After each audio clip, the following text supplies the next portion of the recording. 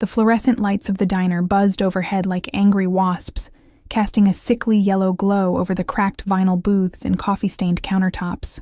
My feet ached, a dull, persistent throb that radiated from my heels up through my calves. 6 hours into my shift, and the smell of burnt coffee and grease had seeped so deeply into my uniform that I wondered if I'd ever wash it out. I was nobody here, just another waitress in a stained apron, refilling cups and clearing plates while the world moved around me like I was furniture. Invisible. Disposable. "Emma, table 7 needs a check," called Marco from behind the counter, his voice barely cutting through the din of clattering dishes and muted conversations. I nodded, pushing a strand of dark hair behind my ear. My reflection in the diner's grimy window showed exactly what I'd become at 23. Exhausted, pale, with shadows under my eyes that no amount of concealer could hide. Working 2 jobs to keep my head above water meant sleep was a luxury I couldn't afford. The evening rush had finally died down to a handful of stragglers nursing cold coffee and cheaper meals. I moved through my routine mechanically, my mind already calculating whether this week's tips would cover both my rent and the electric bill, or if I'd have to choose again. The bell above the entrance chimed. I didn't look up immediately. Why would I? It was just another customer, another order, another $1.50 tip if I was lucky. But the diner went quiet. It wasn't a complete silence. The coffee machine still hissed, the kitchen still clanged, but something shifted in the air. A tension that made my skin prickle with awareness. I glanced up from the check I was writing, and my pen froze mid-stroke. 3 men had entered. No, not just men. Presences. The 2 flanking the door were built like concrete blocks poured into expensive suits, their eyes scanning the room with the cold efficiency of security cameras. But it was the man in the center who stole the oxygen from my lungs. He couldn't have been more than 30, with dark hair swept back from a face that belonged on a screen, not in a run-down diner in Queens. His suit was midnight blue, tailored so perfectly it seemed like a second skin, and even from across the room, I caught the scent of something expensive. Cedar and leather, and something darker, like smoke and danger. Power radiated from him like heat from asphalt in summer. The kind of power that didn't need to announce itself because everyone already knew. He moved with deliberate grace, his polished shoes clicking against the faded linoleum as he chose a booth in the corner, the one with the best view of both the entrance and the back exit. His guards positioned themselves nearby, one by the door, one with a clear line of sight to their boss. My heart hammered against my ribs. I'd lived in this neighborhood long enough to recognize what I was seeing. You didn't dress like that, move like that, command a room like that unless you were someone. Someone dangerous. "Emma?" Marco's voice was tight, nervous. "Table 12. My throat was dry. "Can't someone else?" "Everyone else is busy." His eyes darted to the corner booth, then back to me. "Just be professional. Be quick." My hands trembled as I grabbed a menu and a glass of water. This was ridiculous. He was just a customer. Just a man. The fact that my body was screaming at me to run, that every instinct I had was telling me to stay far away from that corner booth, didn't matter. I needed this job. I forced my feet to move. Each step across the diner felt like walking through deep water. I was acutely aware of every sound. The scrape of my shoes, the racing of my pulse, the sudden quiet of the other patrons who seemed to be holding their collective breath. Up close, he was even more devastating. Angular jaw, sharp cheekbones, lips that curved in a way that suggested he knew exactly how beautiful he was, and exactly what to do with it. But it was his eyes that trapped me, dark, almost black, with an intensity that felt like being X-rayed, like he could see straight through my cheap uniform to every secret I'd ever kept. "Good evening," I managed, proud that my voice only shook slightly. "Can I get you something to drink?" He didn't respond immediately. Instead, he studied me with an attention that made my skin flush hot and cold simultaneously. His gaze traveled from my face down to my name tag, then back up, slow and deliberate. "Coffee," he said finally. His voice was silk over gravel, deep and smooth with an edge that suggested violence lurked just beneath the surface. "Black." "Of course." I set down the menu and water glass with hands that wanted to shake. I'll be right back. What's your name? I froze. He could clearly see my name tag, pinned crookedly to my uniform. Emma Martinez, in faded plastic letters. Emma? I said quietly. Emma. He repeated it like he was tasting it, rolling it around in his mouth. How long have you worked here, Emma? This wasn't normal customer conversation. The way he asked, it wasn't small talk. It was an interrogation wrapped in velvet. 6 months, I answered, desperate to escape back to the safety of the counter. I'll get your coffee. I turned to flee, but his voice stopped me. You go to NYU, don't you? Psychology program. My blood turned to ice. How did he know that? My mind raced through possibilities, each more terrifying than the last. I'd never seen him before. I was certain of that. A man like him, you didn't forget. How do you? My daughter is in your cohort. He leaned back against the booth, completely relaxed, despite the bomb he'd just dropped. Sophia Valentino. The world tilted sideways. Sophia. Sweet. Bubbly Sophia, who sat next to me in developmental psychology and loaned me her notes when I had to miss class for my second job. Sophia, whose father she barely mentioned, except to say he was in business and very busy. This was Sophia's father, this man who looked like he'd stepped out of a fever dream, who commanded rooms and had guards and radiated danger like radiation. This was my friend's father. Oh. The syllable came out strangled. She never mentioned. She doesn't. Something flickered across his face, too quick to read. We prefer to keep our family business private. Family business. The way he said it made those words carry weight beyond their simple meaning. Your coffee, I stammered, backing away. My heel caught on something, a tear in the linoleum I'd stepped over hundreds of times. My arms windmilled, the empty tray clattering from my hands as I pitched backward, my exhausted body unable to compensate quickly enough. I didn't hit the ground. Strong hands caught me, one arm wrapped around my waist, the other steadying my shoulder. The impact of hitting his chest drove the air from my lungs, not from force, but from the solid heat of him, the sudden overwhelming scent of expensive cologne and masculine warmth. Careful, he murmured, his breath ghosting across my ear. For a moment I couldn't move. His arm was still around my waist, holding me against him with a possessive security that my exhausted brain couldn't quite process as threatening. Even though every rational thought screamed that it should be, I could feel his heartbeat against my back. Steady, unhurried, completely controlled while mine was trying to hammer its way out of my chest. His hand, large and warm, splayed across my ribcage just below my breast. Not inappropriately, he'd caught me from falling, nothing more. But the placement, the heat of his palm through the thin fabric of my uniform made my breath catch. I've got you, he said softly, and there was something in his voice, something dark and promising and deeply unsettling.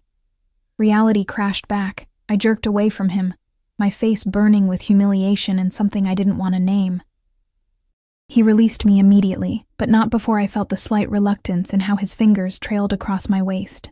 I'm sorry, I gasped, stumbling back. I'm so sorry. I didn't mean... That was completely... You're my friend's father. That's crazy, I blurted out, the words tumbling over themselves in my desperation to establish some kind of boundary, some kind of normal context to what had just happened. You can't...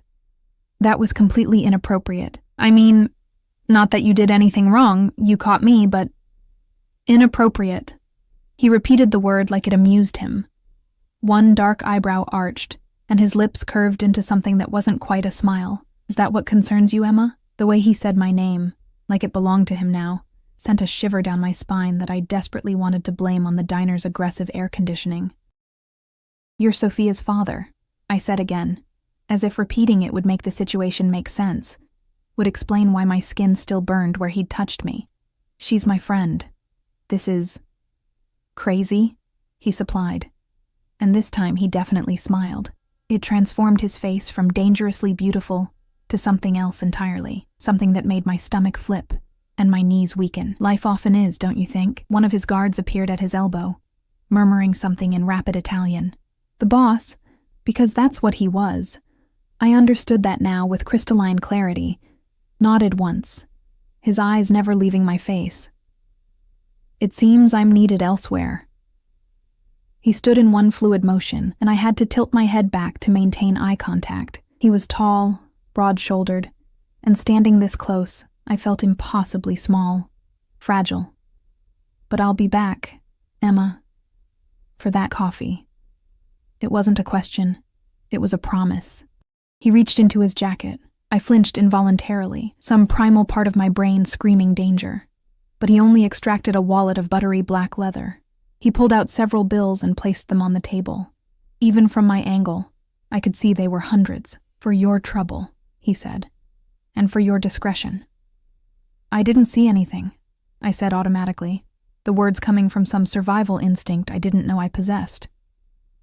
His smile widened, showing teeth that were perfectly white and somehow predatory. Smart girl. He moved past me, his guards falling into formation around him. Just before he reached the door, he paused and looked back over his shoulder. Tell Sophia I said hello. Tell her... His eyes locked onto mine with an intensity that pinned me in place. Tell her I met one of her friends. I think she'd be very interested to know. Then he was gone, the bell chiming cheerfully, as if the last 5 minutes hadn't just tilted my entire world on its axis. I stood frozen in the middle of the diner, my heart still racing, my skin still tingling where he'd touched me. The money sat on the table, $500 bills for a cup of coffee he never drank. Marco appeared at my elbow, his face pale. Do you know who that was? I shook my head, not trusting my voice. That was Dante Valentino, he whispered, his accent thickening with fear. They call him Il Lupo, the wolf. He runs half of New York's underground. He crossed himself quickly, superstitious. Stay away from him, Emma. Men like that, they don't just meet people. They collect them. But it was too late for warnings, as I looked down at the money on the table. More than I made in 2 weeks. I knew with absolute certainty that Dante Valentino had already decided to collect me. And the most terrifying part, some small, reckless part of me wanted to be caught. I didn't tell Sophia. For 3 days, I carried the weight of that encounter like a stone in my chest, heavy and uncomfortable, impossible to ignore. Every time she texted me about grabbing coffee between classes or complained about her statistics homework, I typed and deleted a dozen responses trying to figure out how to say, I met your father. He touched me. I can't stop thinking about it. The $500 sat in my nightstand drawer, untouched. Blood money, I told myself. Hush money.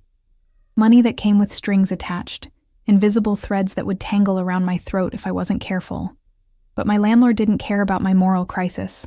Neither did the electric company. On the 4th day, I broke. I deposited the money and immediately felt like I'd signed something away, some part of myself I couldn't name. The diner felt different now.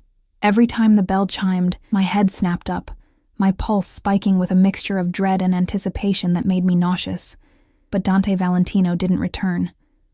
His absence was somehow more oppressive than his presence had been, like waiting for a storm you could feel building in your bones.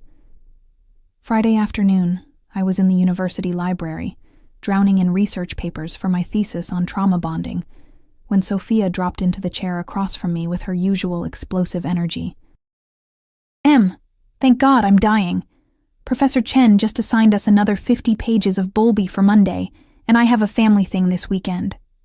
She dumped her designer bag, Prada, probably worth more than my car, onto the table with a dramatic sigh. Save me. Tell me you've already read it. I had. Twice. Because I couldn't afford to fail, couldn't afford to lose my partial scholarship, couldn't afford anything that might send me tumbling back to where I'd started, broke and desperate in a studio apartment with mold in the bathroom and sirens every night. I can send you my notes, I said, trying to focus on the words in front of me. They swam meaninglessly across the page. You're literally the best. Sophia propped her chin in her hand, studying me with those dark eyes that suddenly seemed far too familiar. Had they always been that shade, that intensity? You look exhausted, though. Are you okay? Double shift yesterday, I lied. The truth was I hadn't slept properly since Tuesday. Every time I closed my eyes, I felt phantom hands on my waist, Heard that voice like silk and gravel saying my name. You work too hard. Sophia's expression shifted to concern, genuine and sweet. She was a good person, I reminded myself. A good friend. Whatever her father was, whatever darkness he lived in, it hadn't touched her. Why don't you come to dinner at my place on Sunday? My dad's actually going to be there for once, and I know he'd love to meet my friends. My pen clattered from my fingers. Your dad? The words came out strangled. I know, shocking, right? He's literally never home. She rolled her eyes affectionately. But he's been asking about school lately, wanting to know about my friends and classes. It's actually kind of sweet. He's trying. He's been asking about school, about her friends, about me. I don't think... I started, but Sophia was already pulling out her phone. Please? It'll be fun, I promise. Our chef makes this incredible osso buco, and the house is ridiculous. You can swim, we can study by the pool, and you can finally meet the mysterious Valentino patriarch. She grinned. Who knows? Maybe you can help me figure him out. You're the psychology major. There were so many reasons to say no. Every survival instinct I possessed was screaming at me to decline, to keep my distance, to pretend that night at the diner had never happened. But Sophia was looking at me with such hopeful enthusiasm, and some reckless part of me, the same part that had felt disappointed every time the diner door opened and it wasn't him, wanted to say yes. Okay, I heard myself say. Sunday. Sophia's house wasn't a house, it was an estate. The Uber dropped me at iron gates that looked like they belonged to a fortress, complete with security cameras and an intercom system. When I gave my name, my voice shaking slightly, the gates swung open silently, revealing a driveway lined with manicured hedges and old-growth trees. The main house rose ahead like something from a film. White stone, tall windows, pillars that spoke of old money and older power. My sundress, the nicest thing I owned, suddenly felt painfully inadequate. A man in a dark suit, not one of the guards from the diner, but cut from the same cloth, opened my car door before I could reach for the handle. Miss Martinez, he said formally, Miss Sophia is expecting you by the pool, if you'll follow me. I followed him through a side gate, my sandals clicking against slate pathways bordered by roses that probably cost more than my monthly rent. The pool area opened up before me like something from a magazine. Infinity edge, crystal clear water, expensive loungers arranged artfully around the perimeter. Sophia waved from one of the loungers, looking effortlessly beautiful in a white bikini, her dark hair piled on top of her head. Finally, get changed. The water's perfect. I'd brought a swimsuit, a simple black one-piece I'd bought on sale 3 years ago. The cabana Sophia directed me to was nicer than my entire apartment, all gleaming tile and soft towels that probably cost more per square inch than my bedsheets. When I emerged, wrapping a towel around myself self-consciously, Sophia was texting rapidly, her face scrunched in concentration. Everything okay? I asked. Just my dad. He's running late. She set down her phone with a huff. Typical. I swear, he schedules these family dinners, and then acts like they're business meetings he can just reschedule. Relief and disappointment warred in my chest. Maybe he wouldn't come at all. Maybe I could enjoy this afternoon in this beautiful space with my friend and then leave before... Sophia. The voice cut through the afternoon air like a blade through silk. I turned, and there he was. Dante Valentino stood at the edge of the pool area, backlit by the late afternoon sun in a way that made him look almost supernatural. He'd traded the midnight suit for dark slacks and a white shirt, with the sleeves rolled to his elbows, revealing forearms roped with muscle and marked with scars I hadn't seen before. His eyes found me immediately, locking onto my mostly bare skin with an intensity that made me acutely aware of every exposed inch of myself. Daddy! Sophia jumped up, apparently oblivious to the way the air had suddenly become too thick to breathe. You made it. Come meet Emma. She's in my developmental psych class, remember? I told you about her. Emma, he moved forward with that same predatory grace I remembered, his gaze never leaving my face. Yes. I believe we've met. My heart stopped. Sophia's head whipped between us, confusion clouding her features. Wait, what? When? Your father came into the diner where I work, I said quickly, praying my voice sounded normal. Earlier this week. Small world. Super small. Sophia laughed, but there was a question in her eyes. You didn't mention it, Dad, didn't I? Dante's lips curved into something that wasn't quite a smile. He was close now. Close enough that I could smell cedar and smoke. Close enough that I had to tilt my head back to maintain eye contact. I must have forgotten. So many meetings. They all blur together. Liar. He hadn't forgotten anything. The way he was looking at me now, like I was something he'd been searching for, made it clear that every second of our encounter had been catalogued and filed away in that dangerous mind. Emma's brilliant, Sophia said proudly, completely missing the undercurrent of tension thrumming through the air. Top of our class. She's writing her thesis on trauma bonding. You know, like Stockholm Syndrome and attachment in abusive relationships. Fascinating, Dante murmured, his eyes still fixed on mine. Attachment in dangerous situations. Tell me, Emma, what draws someone to remain in a relationship they know could destroy them? The question hung between us, loaded with meaning I didn't want to unpack. Fear, I said quietly, and the illusion of safety. The captor provides moments of kindness, and the victim's brain bonds to those moments, desperate for connection, even when logic says to run. But sometimes, Dante said, taking another step closer, what looks like a cage is actually protection. Sometimes the captor is the only thing standing between the victim and real danger. That's what they all say, I countered, my academic mind engaging despite my racing heart. Every abuser believes they're protecting their victim. It doesn't make it less destructive. Something flashed in his eyes. Approval, maybe.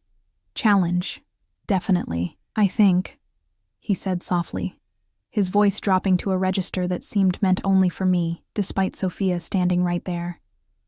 You'd be surprised what you'd accept if you understood the alternative.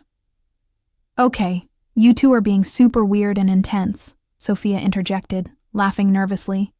Can we maybe not turn pool day into a psych seminar? Get in the water before you burn. Dad, stop being intimidating.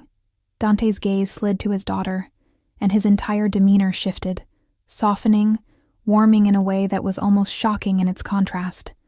I'm not intimidating anyone, Piccola. Just having a conversation. Uh-huh. Sophia grabbed my hand, tugging me toward the pool. Come on, Em. Let's leave my dad to his mysterious brooding. I let her pull me away, grateful for the excuse to escape those dark eyes. The water was cool against my overheated skin, and I dove under, letting it close over my head and muffle the world above.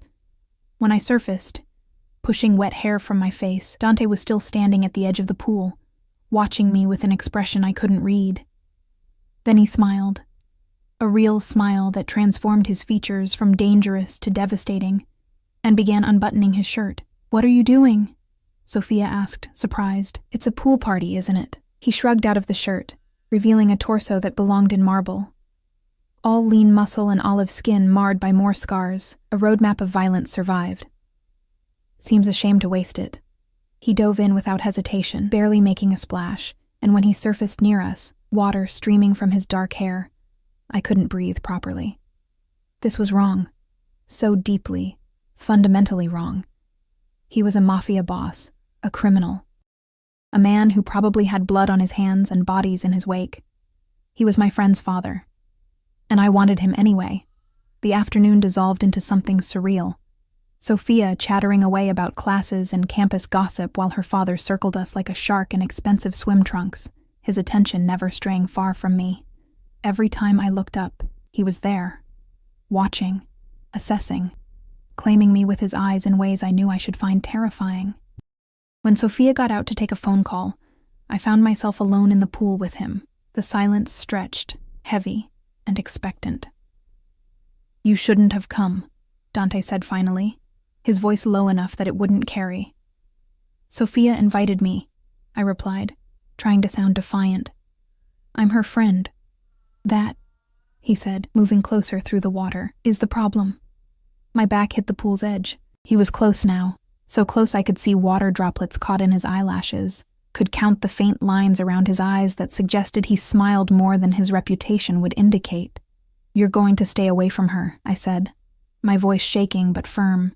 She's sweet and kind and nothing like me, he finished. I know. I've spent her entire life trying to keep my world from touching hers. His hand came up, gripping the pool edge beside my head, caging me without actually touching me. But then you walked into my life, Emma Martinez, and suddenly my carefully constructed walls feel very fragile. I didn't walk into anything, I protested weakly. I was just working. And I was just getting coffee. His other hand mirrored the first, trapping me completely. Fate, perhaps, or punishment. I haven't decided which. This is insane. You're her father, he said. I know. Believe me, I've been reminding myself of that fact every hour since Tuesday night. Then you understand why this, whatever this is, can't happen. Oh, I understand. He leaned closer, and I could feel his breath on my damp skin. But understanding something and being able to stop it are two very different things, Dante. His name on my lips felt intimate. Forbidden, say it again. He commanded softly. I shook my head, refusing, even as my body betrayed me by trembling. Emma! Sophia's voice carried from somewhere behind us. Dad! Dinner's ready! Dante pulled back immediately, the spell breaking. But his eyes, God, his eyes, promised that this conversation was far from over. As he hauled himself from the pool in one smooth motion, water sluicing down the planes of his back, I realized with absolute certainty that I was in terrible danger. Not from him. From myself. Dinner was an exercise in psychological torture. The dining room was all dark wood and crystal chandeliers, a table long enough to seat 12 set intimately for 3. Sophia sat at one end, chattering happily about her upcoming exams. I sat across from her, hyper-aware of every movement, every breath. Dante sat at the head of the table, positioned so he could see both of us, so he could watch me. The food was exquisite. The promised osso buco, risotto that melted on my tongue, wine that probably cost more than my textbooks. I tasted none of it. Every bite was ash in my mouth because I could feel his gaze on me like a physical touch, heavy and possessive. So, Emma, Sophia said, twirling her fork through risotto, have you thought about what you're doing this summer? I know you mentioned maybe staying in the city for classes. I need to work, I said automatically. Can't really afford to take time off. Both jobs? Sophia's face scrunched with concern. That's brutal. You'll burn out. Some of us don't have a choice, I said, then immediately regretted the bitterness in my tone. Sorry. I just mean, don't apologize. Dante's voice cut through my stumbling. You work hard. That's admirable. His fingers wrapped around his wine glass, and I found myself mesmerized by the movement. Long fingers, strong hands, a signet ring on his right hand that caught the light. What's your other job besides the diner? I tutor, I said quietly. High school kids, mostly. SAT prep, essay writing. She's amazing at it, Sophia added enthusiastically. One of her students got into Columbia early decision. Impressive. Dante took a sip of wine, his eyes never leaving my face. You clearly have a gift for understanding people. Reading them. It's just psychology, I deflected. No. He set down his glass with deliberate care. It's more than that. Psychology is academic. What you have, the ability to see into people, to understand what drives them, that's instinct. That's dangerous. The word hung between us, loaded with meaning. Dangerous? Sophia laughed. Dad, she's a tutor, not a spy. Dangerous to be that perceptive, Dante clarified, but his eyes told me he meant something else entirely. People don't like being seen. Not really. They'll resent you for it. Or worse. They'll become obsessed with being understood by you. My mouth went dry. We weren't talking about tutoring anymore. I think people want to be seen, I said softly, holding his gaze even though every instinct screamed to look away. They just want to be seen by the right person. Something flickered across his face, raw and hungry, and quickly shuddered. Emma's practically a workaholic, Sophia said, oblivious. I keep telling her she needs to relax more, have some fun. She hasn't even been to a single party this semester. Perhaps she's simply selective about how she spends her time, Dante said. Quality over quantity. Or maybe she's scared, Sophia teased gently. Come on, Em. Live a little. You're 23, not 40.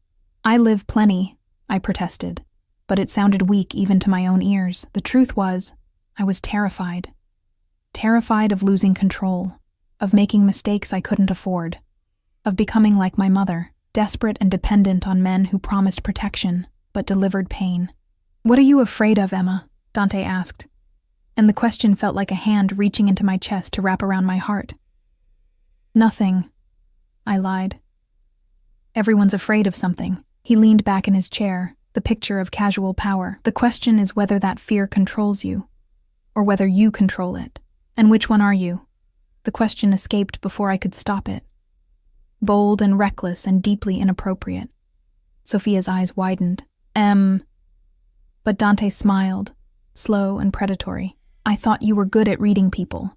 What do you think? I thought he was a man who'd taken his fears and forged them into weapons. I thought he was someone who'd decided long ago that being feared was safer than being vulnerable. I thought he was dangerous and damaged and probably damned. I thought I should run. I think," I said carefully, "that fear and control aren't mutually exclusive. I think the most dangerous people are the ones who've learned to weaponize their fear." His smile widened, showing teeth. "Smart girl." There it was again. Those same words from the diner, delivered like praise and promise and threat all wrapped together. "Okay, this is getting weird again," Sophia announced, pushing back from the table. "I'm going to get dessert. You two play nice while I'm gone." The moment she disappeared through the kitchen door, the temperature in the room seemed to drop 10 degrees. Dante stood, moving around the table with that liquid grace that reminded me of big cats right before they pounced. He stopped behind my chair, close enough that I could feel the heat of him against my back. "You need to stop coming around," he said quietly. "Sophia's my friend. I know." His hand came to rest on the back of my chair, knuckles brushing my bare shoulder. I jerked at the contact, electricity racing down my spine. "Which is precisely why this is a problem." "I haven't done anything," I protested, my voice barely above a whisper. "You exist." His thumb traced a small circle on my shoulder blade, the touch so light I might have imagined it. "You sit in my house, in my pool, at my table, and you exist in a way that makes me want things I have no right to want." My breath caught. "Then don't you think it's that simple?" He leaned down, his lips near my ear. "You think I haven't tried? I've built an empire on control, Emma. I've done things that would give you nightmares. I've hurt people, killed people, destroyed lives without losing a single night's sleep." His breath was warm against my neck. "But you, a girl in a diner uniform who spilled nothing and broke nothing, you've haunted me for 4 days straight." "Stop," I whispered. But I wasn't sure if I was talking to him or myself. I should. His hand moved from my shoulder to my neck, fingers spanning my throat with terrifying gentleness. Not choking, not threatening, just holding, claiming. "I should send you away and never let you near my daughter again. I should make sure you understand that my world would eat someone like you alive." "Then why don't you?" My heart was hammering so hard I was sure he could feel it through my skin. "Because I'm a selfish bastard." His thumb stroked along my jaw. "Because I look at you and see something I haven't seen in 15 years. Something clean and bright and unbearably fragile. And instead of protecting you from myself, all I can think about is keeping you. I'm not a thing to be kept," I managed, though my voice shook. "No," he agreed. "You're a person. A brilliant, stubborn, beautiful person who should have better sense than to let a monster touch her." His hand tightened slightly on my throat. Not painful, but possessive. "But you're not pulling away, are you, Emma?" I wasn't. God help me, I wasn't. "Sophia is my daughter, and I love her more than my own life," he said fiercely. "Which is why this, whatever this is, can never go further than this room. Do you understand me?" I nodded, not trusting my voice. "But I need you to understand something else." He turned my chair around with one hand, forcing me to face him. He crouched down, bringing us eye to eye, his hands on the armrests caging me in. "I don't share. I don't play games, and I don't do casual." "We're not doing anything," I said, but it sounded like the lie it was. "Not yet." His eyes searched mine with an intensity that felt like drowning. But we will. Maybe not today, maybe not this week. But eventually, you're going to stop fighting this.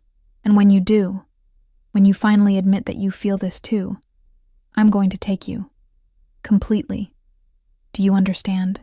You're insane, I breathed. Probably. He reached up, tucking a strand of hair behind my ear with unexpected tenderness. But I'm also patient. And I always get what I want, Emma. Always. Found it.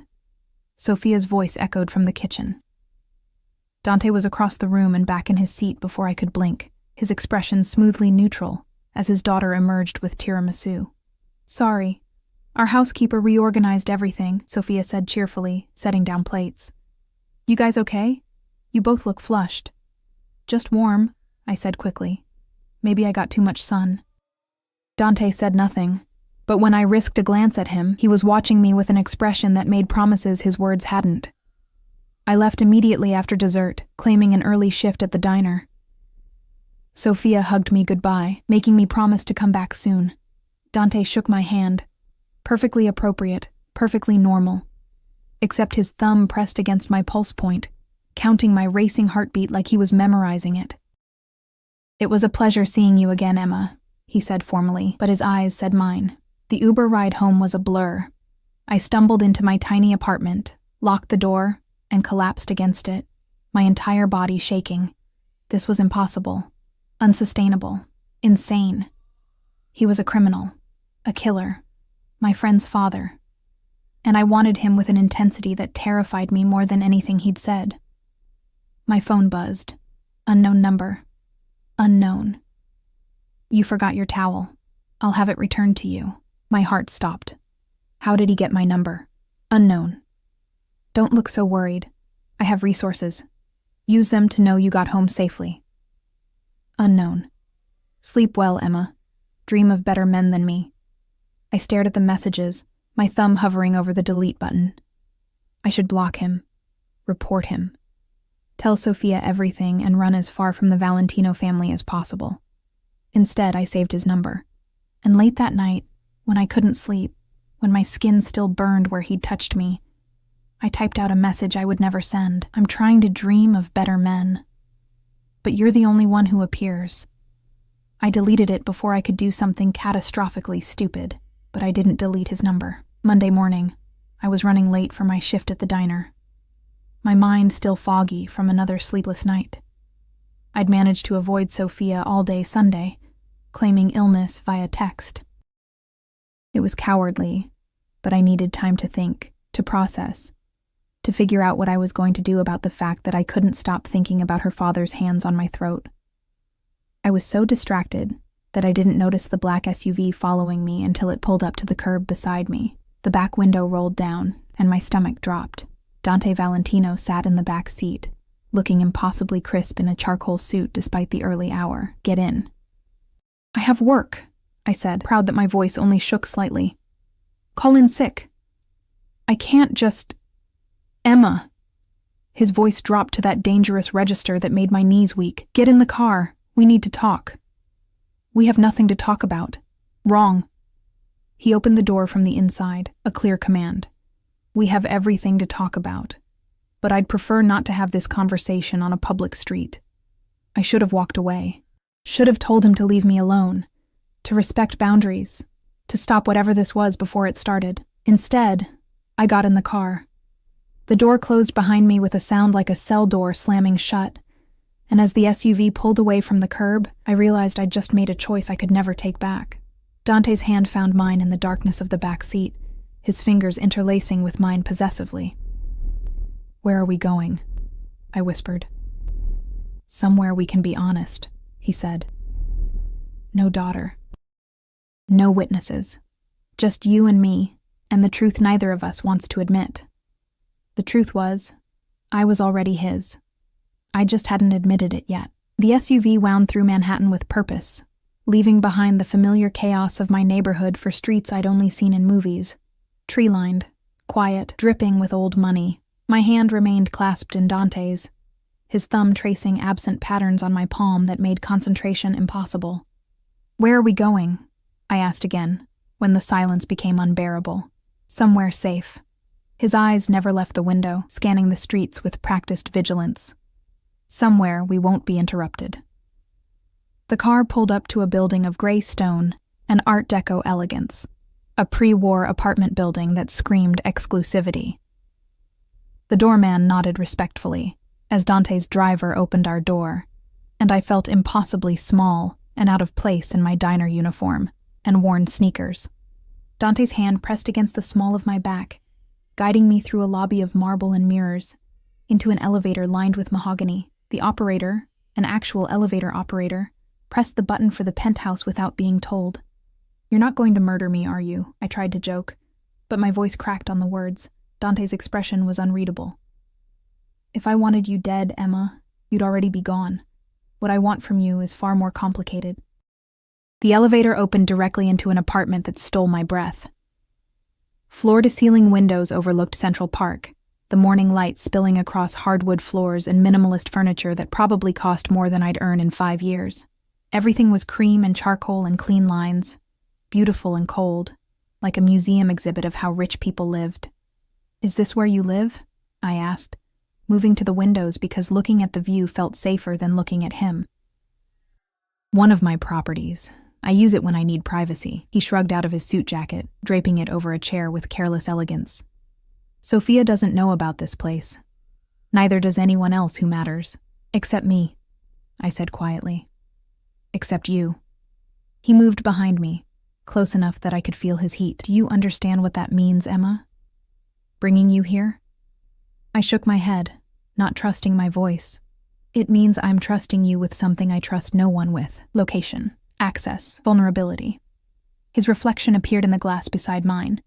Darker, larger, overwhelming. "It means I'm giving you a weapon you could use to destroy me. I would never." "I know." His hand came to rest on my hip, a brand through the thin fabric of my uniform. "That's the problem. I know you wouldn't, which makes you either incredibly loyal or dangerously naive. Maybe both," I whispered. He turned me around, and suddenly we were chest to chest, his hands framing my face with a gentleness that contradicted everything I knew about him.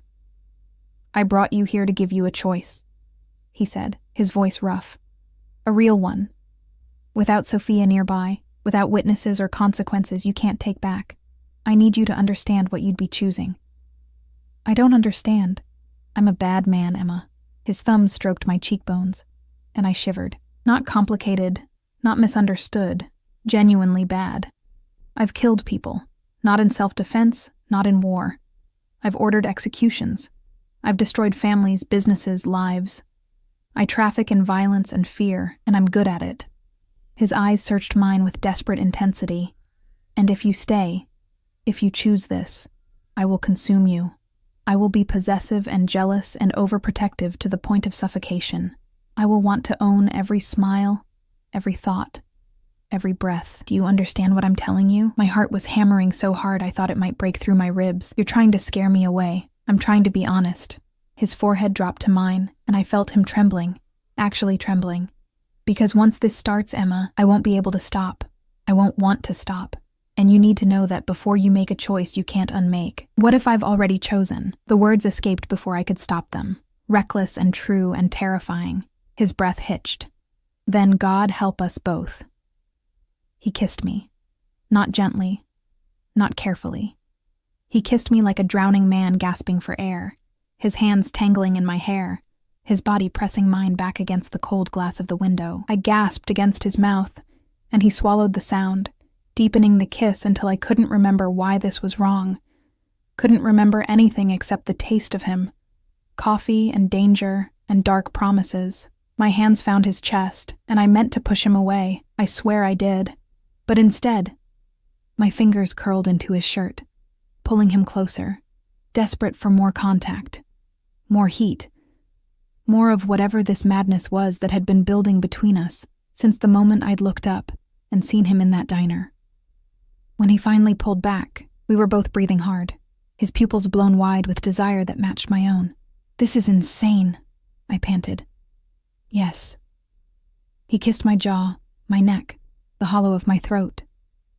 Completely insane. You're my friend's father. I know. His teeth grazed my collarbone and I whimpered. Believe me, I know. She'll hate me, I said, reality crashing back. Sophia will...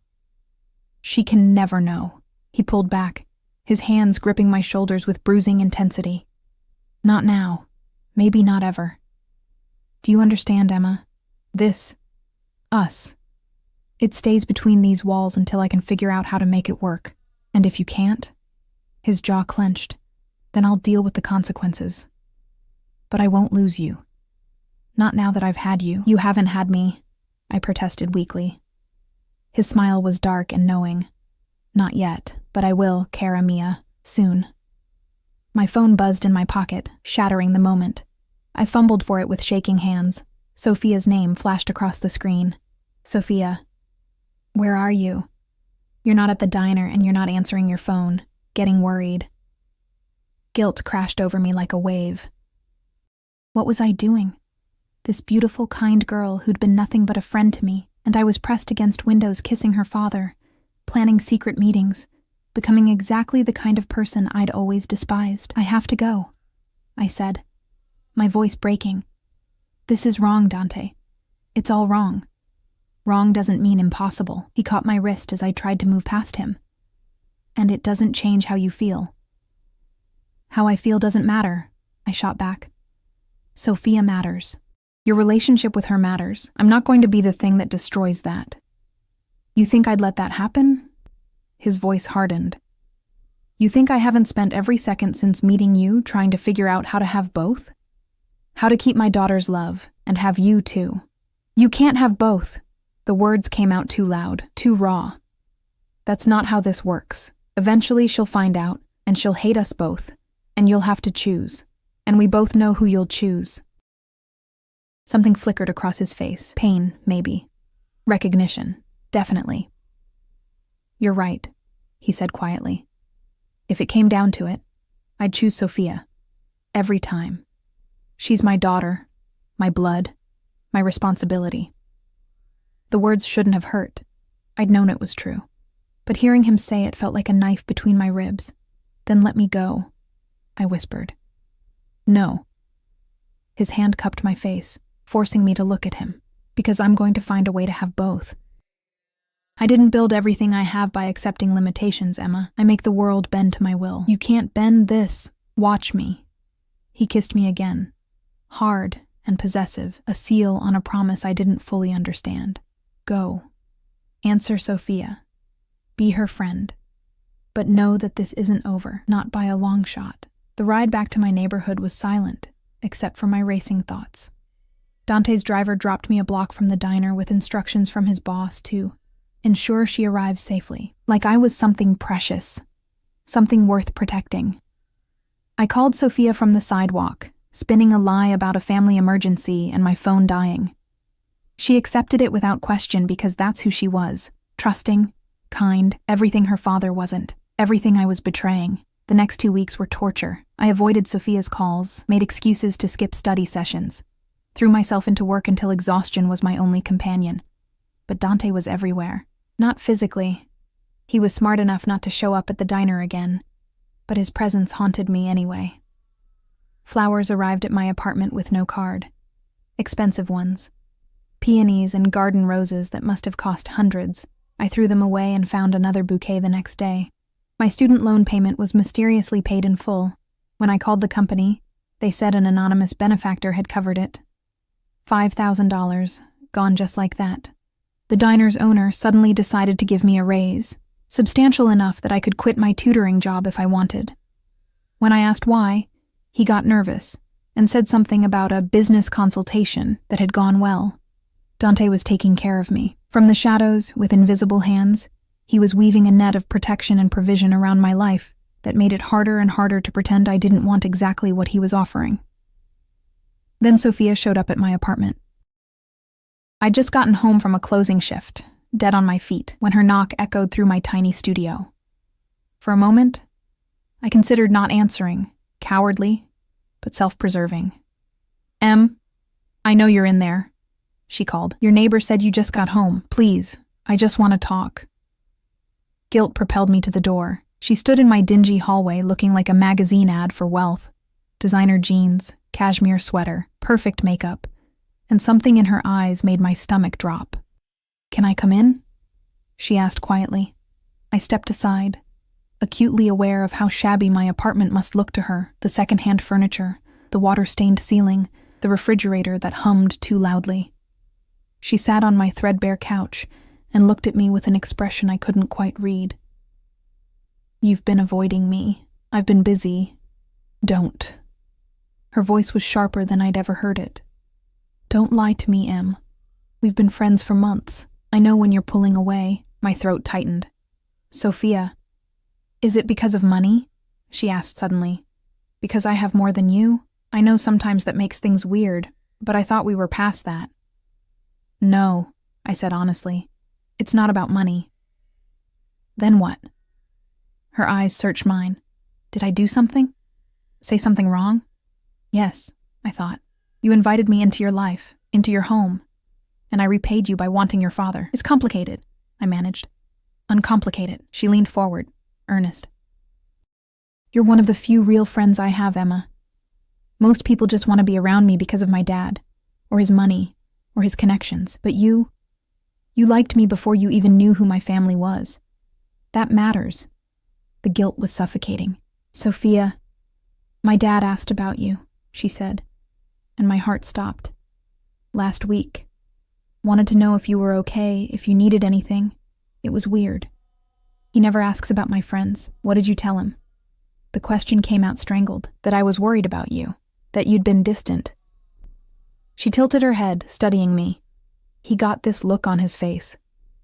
Like he knew something I didn't. My pulse thundered in my ears. "I'm sure he was just... Emma." Her voice dropped.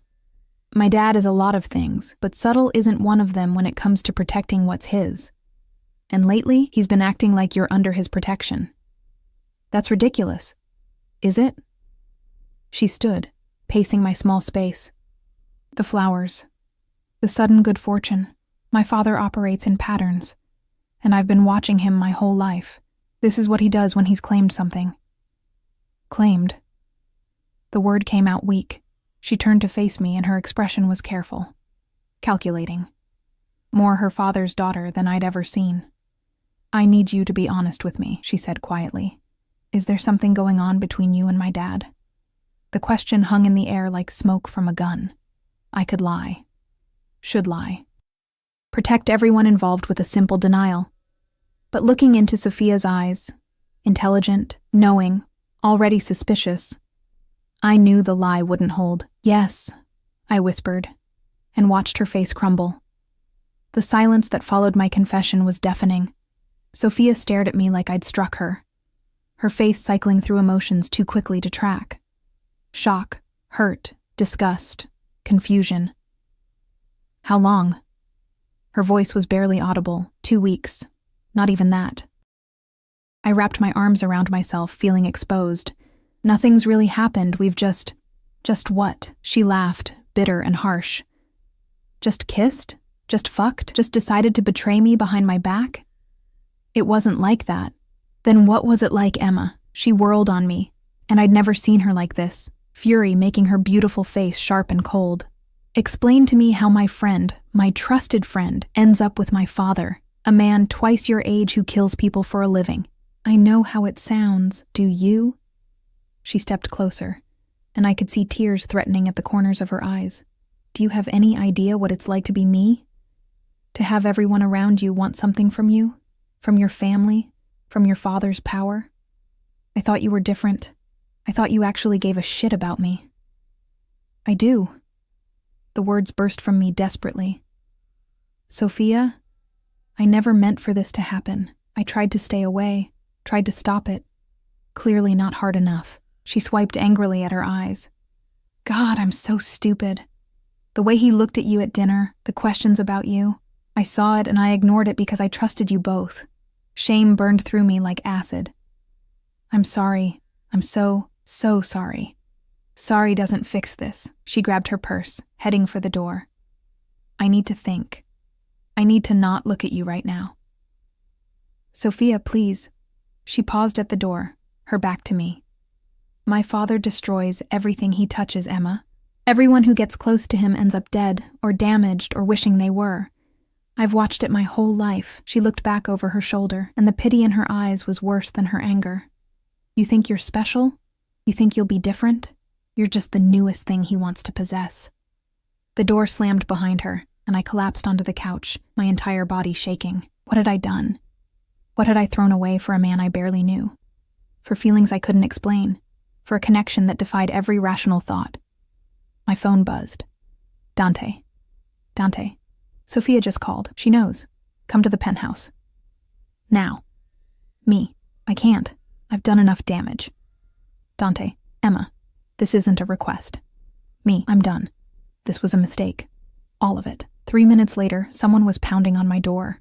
I knew who it was before I opened it. Dante stood in my hallway looking like barely controlled violence, jaw clenched, eyes blazing, still in a suit that suggested he'd come straight from whatever criminal empire he'd been running. Move, he commanded, pushing past me into my apartment. You can't just... I can do whatever I want. He rounded on me, and I backed up instinctively. What the hell were you thinking, telling her? She asked. She knew something was going on. So you confirmed it? He ran a hand through his hair, the first crack in his composure I'd ever seen. Do you have any idea what position you've put me in? Put us both in? There is no us, I shouted, my own temper finally breaking. There never was. This whole thing is insane. You're insane if you think this could ever work. It was working until you opened your mouth. It was a lie. Tears burned my eyes. We were lying to someone we both care about, sneaking around like criminals. I am a criminal, he shot back. That's the point you keep missing, Emma. This is who I am. I don't do things the right way, the clean way, the way that makes everyone comfortable. I take what I want, and I make it work. Well, you can't have this, my voice broke. You can't have me and your daughter's love and everything else you want. The world doesn't work that way, no matter how powerful you are. Watch me. He grabbed my wrist, pulling me closer. You think I'm going to let you walk away? After everything? You don't have a choice. I always have a choice. His other hand cupped my face, forcing me to meet his eyes. And I choose you. I choose this. Whatever it takes. Even if it costs you, Sophia. The question hung between us, and for the first time, I saw real fear flicker across his features. It won't come to that, he said. But it sounded like he was trying to convince himself. It already has. I pulled away from him, putting distance between us. She looked at me like I was garbage, Dante. Like I was just another person using her to get to you. And maybe I am. Maybe that's exactly what this is. You don't believe that. I don't know what I believe anymore. I pressed my palms against my eyes, exhausted. I just know that I can't do this. I can't be the reason you lose your daughter. I can't be that person. So what? His voice went cold. You're just going to run? Pretend this never happened? Yes. The word tasted like ashes. That's exactly what I'm going to do. I won't let you. You don't own me, I said quietly. No matter how much you want to, no matter how many flowers you send, or bills you pay, or lives you rearrange, you don't own me. Something dangerous flashed in his eyes. You think I've been trying to own you? Emma, if I wanted to own you, you'd already be mine. What I've been doing is courting you, showing you what I can provide, what I can give you. But you're right. I don't own you.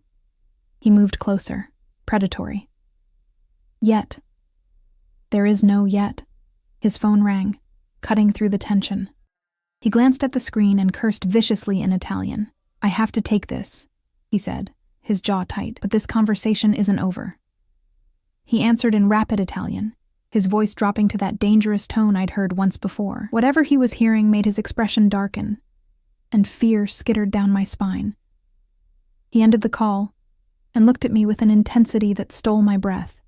Get your things, he said quietly. You're coming with me. What? No. Emma. He grabbed my shoulders, and genuine fear flickered in his eyes. That was my security team. Someone's been asking questions about you, taking photographs, following you. My blood turned to ice. What are you talking about? I have enemies, dangerous ones. And now that you've been seen with me, at my home, in my car, you're a target. His hands tightened on my shoulders. I need to keep you safe until I can figure out who's behind this. This is insane. This is my world. He cut me off. And you're in it now, whether you like it or not. So you can come with me willingly, or I can carry you out of here, your choice. I wanted to argue, wanted to tell him he was overreacting, that this was just another manipulation tactic. But the fear in his eyes was real, the tension in his body was real. And if someone was following me, taking pictures, for how long? I asked quietly. As long as it takes. He pulled out his phone, already texting rapid commands. Pack a bag. Clothes for a week, anything you can't live without. My hands shook as I threw things into a duffel bag. Jeans, shirts, toiletries, my laptop. This wasn't happening. This couldn't be happening. What about my jobs? I asked. I can't just disappear. Already handled. The diner's been told you had a family emergency. Your tutoring students are being reassigned. He was all business now, dangerous and efficient. Your rent for the next 3 months is paid. Nothing will fall apart while you're gone. You can't just arrange my entire life. I can, and I have. He took my bag from me, slinging it over his shoulder. Now move. My car's waiting. The SUV was indeed waiting, engine running. 2 guards flanking it with hands inside their jackets. This was real. This was actually happening. Dante bundled me into the back seat and climbed in after me, immediately on his phone issuing orders in English and Italian. The car pulled away from my building, and I watched my neighborhood, my life, disappear through the rear window. Where are we going? I asked numbly. Somewhere safe. Somewhere no one will find you. What about Sophia? His jaw clenched. She's already at the estate. Extra security. No leaving until this is resolved. She'll think I've disappeared because I'm a coward. She'll think you're safe, which is what matters.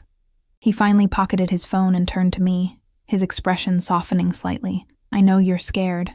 I know this isn't what you wanted, but I will keep you safe, Emma. That's a promise. Why?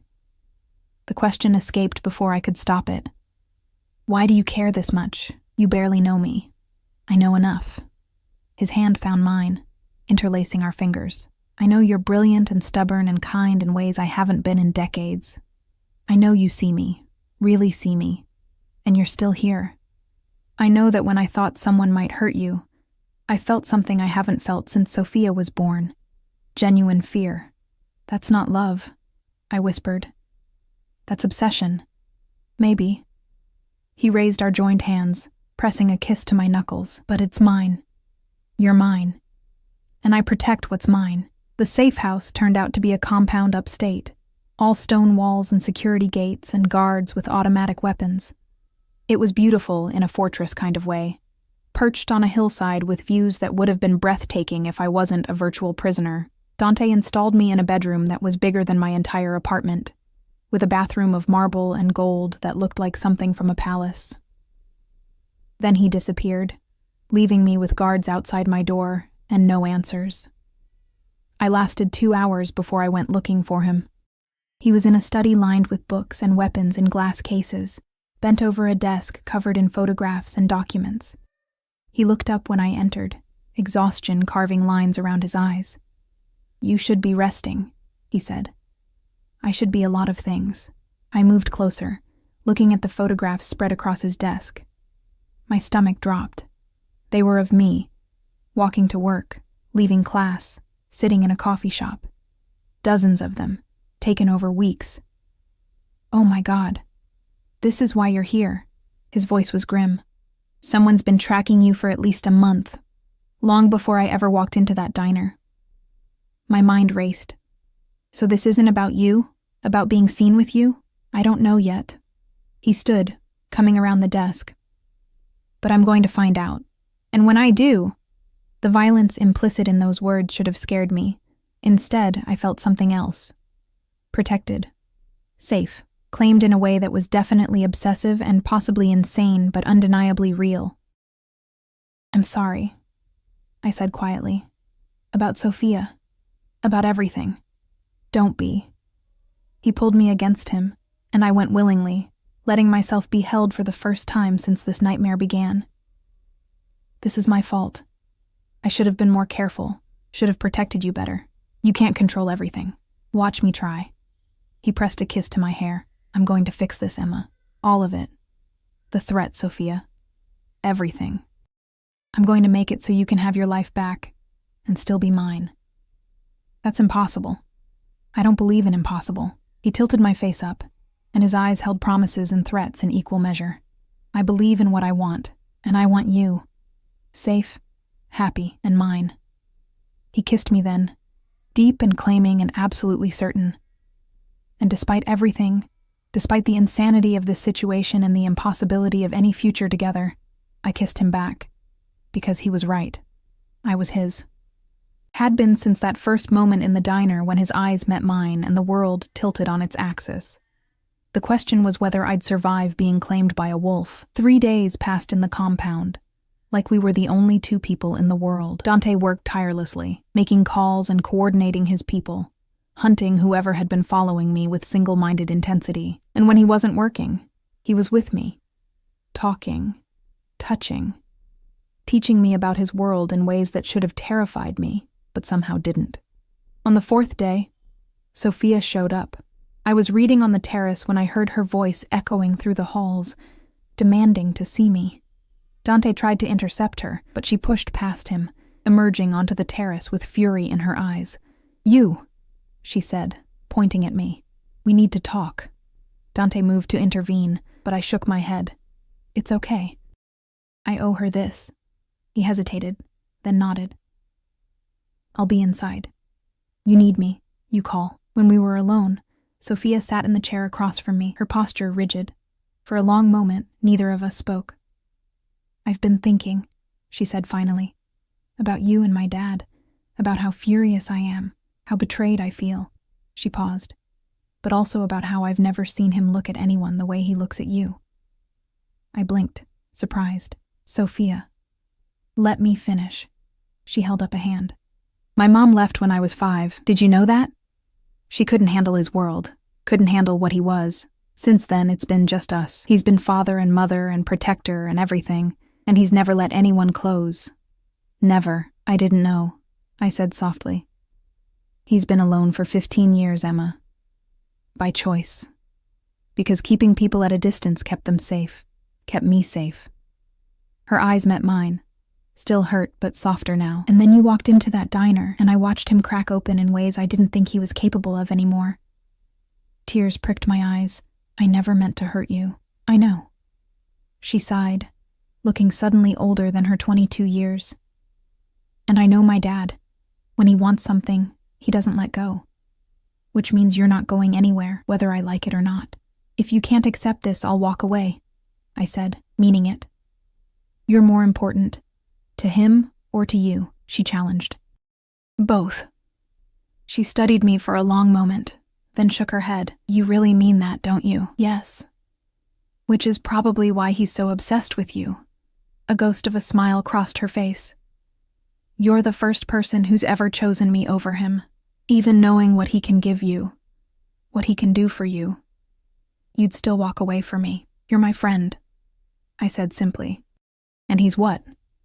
Your lover? Your boyfriend? Your mobster sugar daddy? The words were bitter, but there was less venom in them now. Honestly, I don't know what he is. I looked down at my hands. I just know that when I'm with him, I feel seen in ways I've never felt before. Like all the parts of me I've been hiding, the anger, the ambition, the darkness. He sees them and wants them anyway. Sophia was quiet for a long time. When she spoke, her voice was careful. I can't give you my blessing. Not yet. Maybe not ever. This is too weird, too complicated, too much. I understand. But, she continued, I also can't hate you for making my father human again, for making him feel something other than responsibility and violence. She stood, moving to the terrace railing. So here's the deal. You don't flaunt this in my face. You don't make me choose between you, and we figure out some kind of messed up new normal. Hope bloomed in my chest. Really? I reserve the right to be weird about it for, forever, she added. And if he hurts you, I'll kill him myself. I laughed, surprised and grateful and overwhelmed. Deal. She turned back to me, and her expression was serious. But Emma? He's dangerous. Like genuinely, legitimately dangerous. Whatever's happening with this stalker situation, this is his world. Violence and territory and enemies who would kill you just to hurt him. Are you ready for that? Before I could answer, an explosion rocked the compound. The windows blew inward, glass raining down like deadly snow.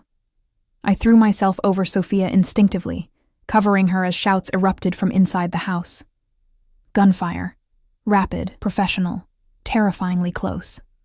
Dante burst onto the terrace, blood on his shirt, a gun in his hand. Get down! Now! He grabbed us both, hauling us back into the house and down a hallway I'd never seen before. His guards appeared, forming a protective barrier as more gunfire echoed through the compound. What's happening? Sophia demanded, her voice shaking. Rival family, they found us. Dante's voice was cold, controlled, lethal. He pushed open a door to reveal stairs leading down. Safe room, both of you. Now. I'm not leaving you, I started. Emma. He gripped my face in his hands, his eyes fierce. I will handle this, but I can't do that if I'm worried about you. Please, keep my daughter safe. The please broke me. I nodded, taking Sophia's hand and pulling her toward the stairs.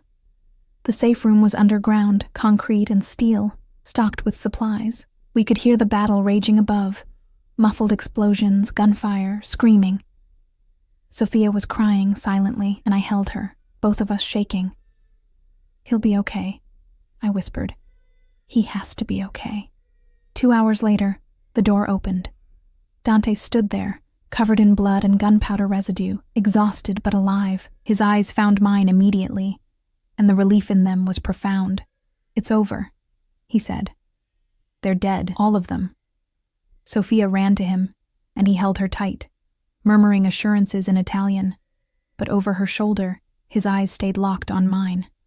Later, after Sophia had been settled in her room with guards and sedatives, Dante found me on the terrace, staring at the stars. You could have died, I said without turning around, but I didn't. He came up behind me, wrapping his arms around my waist, because I had something to live for. This is insane. Yes. He pressed a kiss to my neck, but it's our insane, mine and yours. I turned in his arms, looking up at this dangerous, damaged, devoted man. What happens now? Now? He smiled, and it was real, and warm, and everything I'd never expected from someone like him. Now I court you properly. Now I win my daughter's acceptance one awkward family dinner at a time. Now I eliminate any remaining threats and make sure you can live your life without fear. And then? And then I marry you, he said simply.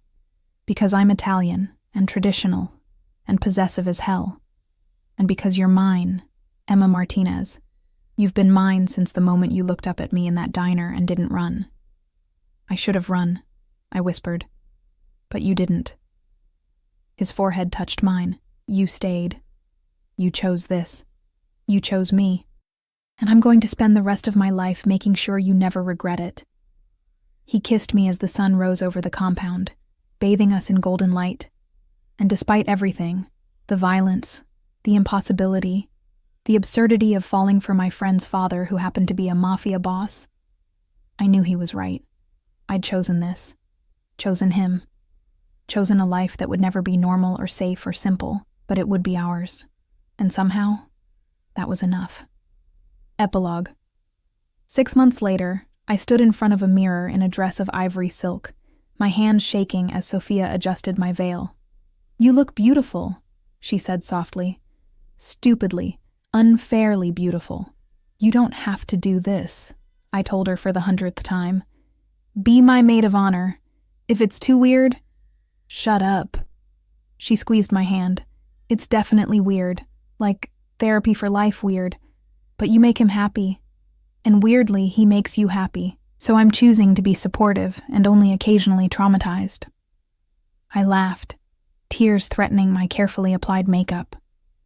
Outside, in a garden filled with flowers that probably cost more than my old apartment, Dante waited.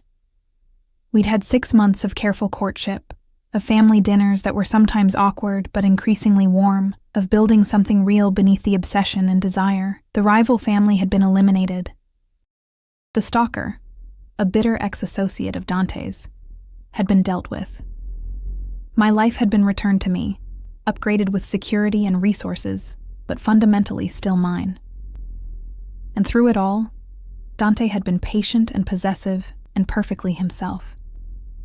When I walked down the aisle on Sophia's arm, because I had no father to give me away, and she'd insisted, Dante's eyes never left my face. The fierce love in them, the possessive devotion, the promise of protection and passion and partnership. "You're my friend's father. That's crazy," I'd told him once, in a diner that felt like a lifetime ago. Now, as I took his hands and promised him forever, I realized that crazy was exactly what I'd needed. Crazy enough to believe in love at first sight. Crazy enough to fight for something impossible. Crazy enough to let myself be caught by a wolf who turned out to have a heart. "I love you," he whispered as he slid the ring onto my finger. "I know," I whispered back. That's the craziest part of all. And when he kissed me, sealing vows that defied logic and probability and every rule I'd ever lived by, I knew with absolute certainty that I'd made the right choice, because some cages weren't prisons.